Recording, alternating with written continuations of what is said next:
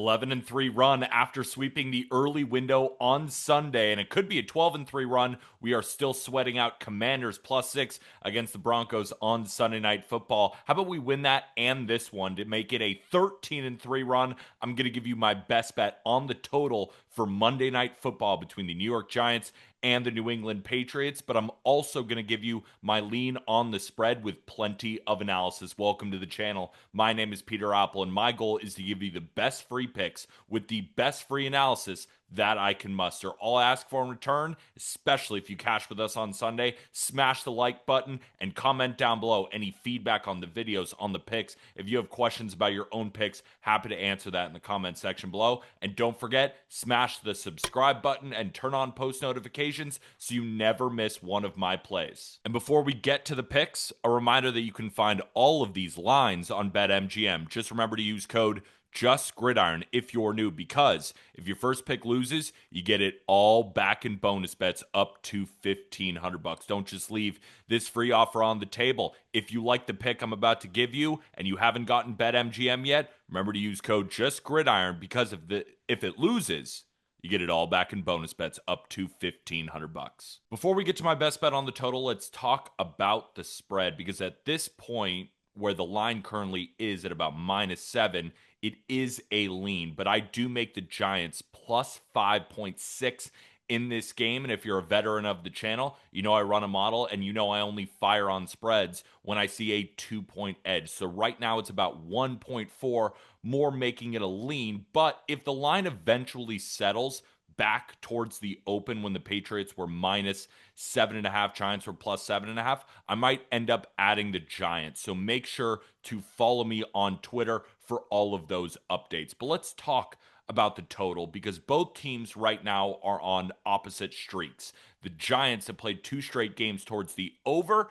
Patriots have played 2 straight games towards the under. And I think a big reason why we've seen some overs in Giants games is because of our guy, Jameis Winston, one of the better quarterbacks towards the over in the NFL. Sometimes he throws a pick six. Sometimes he throws a long touchdown pass. Sometimes he catches a pass and then tells everyone afterwards that he could play tight end. Who doesn't love Jameis Winston? And even though I do like Jackson Dart, I kind of wish Jameis Winston was playing in this game. But because Jackson Dart is under center, we should expect a little bit less scoring from the Giants here. Now, Dart, he's the quarterback of the future, or at least he looks like it right now in New York.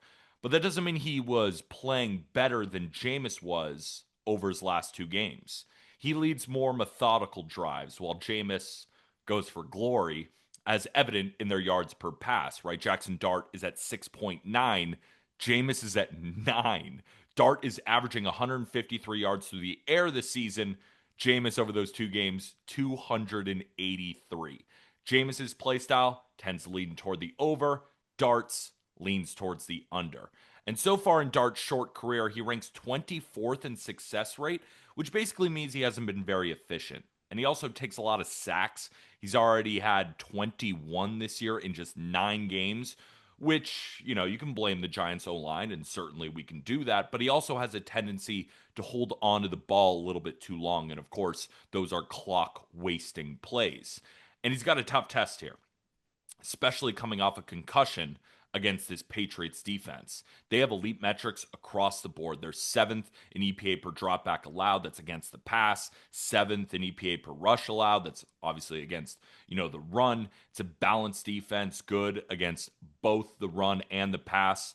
And the best offensive showing so far through Dart's short career have been when his partner in crime, Cam Scadaboo, is going off against mediocre run defenses. And while Tyrone Tracy has filled in nicely, this is a stout run defense that's allowing the second fewest amount of rushing yards per game this season. They can halt that run game and limit the Giants' vertical and volatile approach, forcing checkdowns, field goal drives. And another reason I say field goal drives is they rank dead last in completion percentage inside the red zone.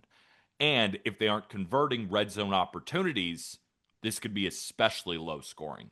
And the reason is, the question we have to answer here is, can the Giants stop Drake May and the Patriots? Similar to the Bengals last week, Giants can't stop the run. But Drake May and the Patriots didn't have that great of a game. And now the Patriots are down two offensive linemen. And a big reason why a lack of run defense hasn't exactly mattered that much against the Patriots is because they don't have a good run game. They rank 30th in rushing success rate. That's bad. But Drake May is an MVP frontrunner. He's second in EPA per dropback and first in success rate. With a quarterback like that, you'd expect the Patriots offense to be at least a top five offense. But they only rank seventh in points per game, which is obviously still good, but 12th in points per game at home. And I think a reason for that is they play at a slower pace, ranking fourth slowest in seconds per play on offense. What they do is they work these long, clock consuming drives, but not necessarily super high scoring. His style and the Patriots' offensive style shortens games by reducing total possessions, which I think is what my model is keying in on here. And beyond the numbers, kind of feels like a game that the Patriots just get in and get out, right? Not showing their full array of offensive play calls. With a chance to secure the AFC number one seed, health and risk aversion, I think are going to become priorities for them in this one. Already down two offensive linemen, I see a more conservative game plan leaning into that slower pace with less explosives. And that's kind of another reason why I think the Giants can hang around here. Lower scoring game with the underdog being within striking distance.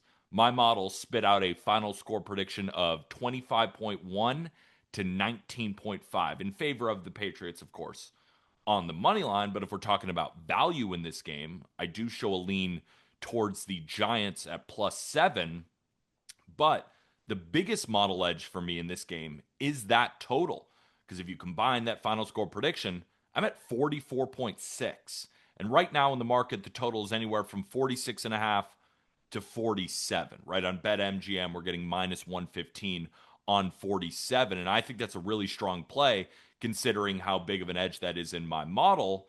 But also, 47 is an extremely key number in the NFL, right? A 27-20 game would get us a push versus a loss on the 46.5. But I do think that this line should be closer to 44.5, 45. So I would be still comfortable playing the under at 46.5. But at 47, at only -115, I think the under is a very strong play on Monday Night Football. Let's continue the heater here, folks. Let me know what you think about this pick in the comment section below. And before you go, if you enjoyed this video, make sure to smash that like button. And don't forget to subscribe and turn on post notifications because I plan on continuing this heater both on Sunday Night Football, hopefully at 1. I'm recording this before then, hopefully at 1, but especially on Monday Night Football. Only thing we have to remember is, and it's very, very important, it's not gambling advice.